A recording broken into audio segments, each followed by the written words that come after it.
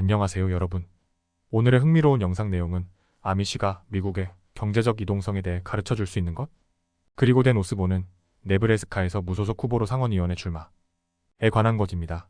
우선 좋아요 버튼을 누르고 채널 구독 및 알림 설정도 잊지 마세요. 여러분의 관심과 지지가 저희에게 큰 힘이 됩니다. 첫 영상은 미국의 한 지역 오하이오 주 홈스 카운티에서 우리가 배울 수 있는 경제적 교훈에 대해 이야기해 볼게요. 특히 이 지역은 아미시 공동체로 잘 알려져 있는데 이들이 어떻게 경제적 상향 이동성을 이뤘는지에 대해 알아보겠습니다. 오하이오주 홈스 카운티는 인구의 절반 이상이 아미시 사람들로 구성되어 있습니다. 아미시 공동체는 현대 기술을 거부하고 전통적인 방식으로 생활하는 것으로 유명하죠. 그렇지만 이 지역의 경제적 이동성은 매우 두드러진데요. 특히 저소득층 가정 출신 젊은이들이 성인이 되면서 그들의 소득이 크게 증가한 것으로 나타났습니다. 하버드 대학교 경제학자들의 연구에 따르면 홈스 카운티는 미국에서 가장 경제적 상향 이동성이 뛰어난 지역 중 하나입니다. 예를 들어 32세의 라이언 허시버거는 10년 전 2명의 사촌과 함께 가구 사업을 시작했고 지금은 미국 전역의 가구를 유통하는 회사를 운영하고 있습니다.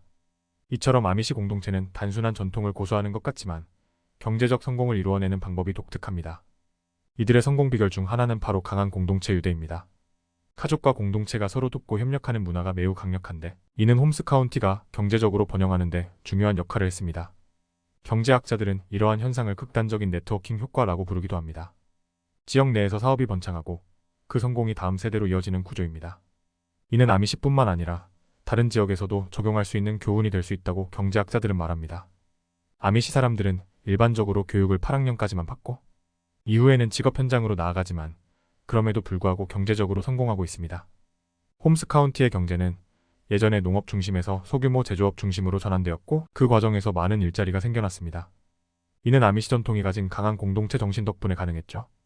라이언 허시버거의 사례는 이 지역 경제의 특성을 잘 보여줍니다.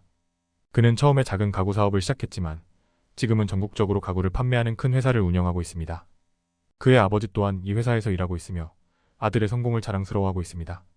또 다른 예로 크리스 카임이라는 인물은 낙농장에서 자라 가구 사업에 뛰어들었고 지금은 상당한 수입을 올리며 자신의 사업을 운영하고 있습니다.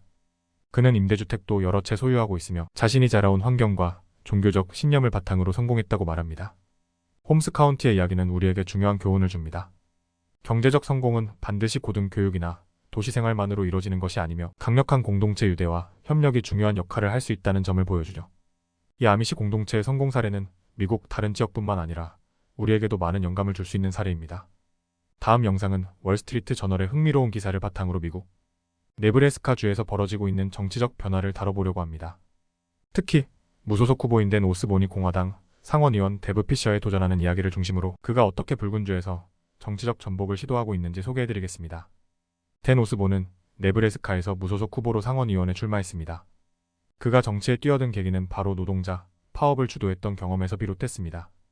그는 2021년 켈로그 오마하 공장에서 일어난 77일간의 파업을 이끌었고 당시 노동자들의 임금 인상을 위해 싸웠습니다.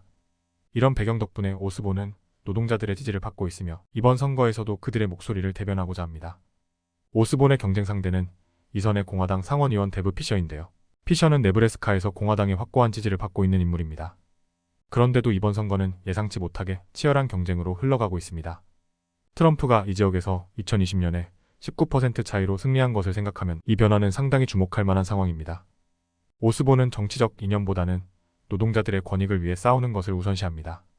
그는 노동자들이 공정한 임금과 좋은 혜택을 받을 수 있도록 파업을 주도한 경험을 자랑하며 그가 지지하는 가치들은 정당을 초월한다고 말합니다.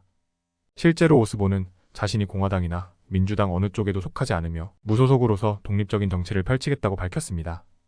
그는 피켓라인에서는 남성, 여성, 흑인, 백인을 구분하지 않는다. 모두가 공정한 대우를 받을 권리가 있다라는 메시지를 강조하며 자신의 노동자 중심의 정치 철학을 나타냈습니다. 네브래스카는 전통적으로 공화당이 강세를 보이는 주입니다. 하지만 최근 여론조사에 따르면 오스본의 지지율이 피셔와 점점 가까워지고 있습니다. 이 때문에 공화당은 광고 지출을 늘리며 오스본을 공격하기 시작했습니다. 특히 피셔는 오스본을 위장한 민주당원이라고 비난하며 그가 민주당의 도움을 받는다고 주장하고 있습니다. 그렇지만 오스본은 이에 대해 자신은 어느 정당에도 속하지 않으며 기업의 후원금도 받지 않는다고 강조합니다. 그는 자신이 대기업과 정치권의 꼭두각시가 되지 않을 것이라고 말하며 이런 입장이 많은 노동자와 중산층 유권자들에게 지지를 받고 있습니다. 오스본은 노조 지도자로서 켈로그 파업을 성공적으로 이끌었고 이 경험을 통해 자신이 정치에서 실질적인 변화를 이끌어낼 수 있다는 자신감을 얻었습니다. 그의 연설에서도 그가 노동자와 지역사회를 위한 후보라는 점을 강조하는데요. 이러한 메시지는 네브래스카의 노동계층 사이에서 특히 큰 공감을 얻고 있습니다. 그는 또 다른 공화당의 전통적인 지지층, 집군 복무 경력과 제2차 수정 안총기 소유권을 강조하면서 보수적인 유권자들에게도 어필하고 있습니다. 댄 오스본의 선거 캠페인은 단순히 네브래스카의 선거에서 끝나지 않고 미국 정치의 새로운 변화를 보여주는 중요한 사례입니다. 그는 전통적인 공화당의 강세 지역에서 노동자와 중산층의 지지를 받아 무소속으로서 정치적 도전을 하고 있습니다. 그리고 그의 이념은 어느 한쪽에 치우치지 않고 실제로 노동자들을 위한 정책에 중점을 두고 있습니다. 오늘은 여기까지입니다. 다음 영상에서 더 유익하고 흥미로운 내용으로 찾아뵙겠습니다. 이 영상은 투자 의견이 아닙니다. 매우 고맙습니다.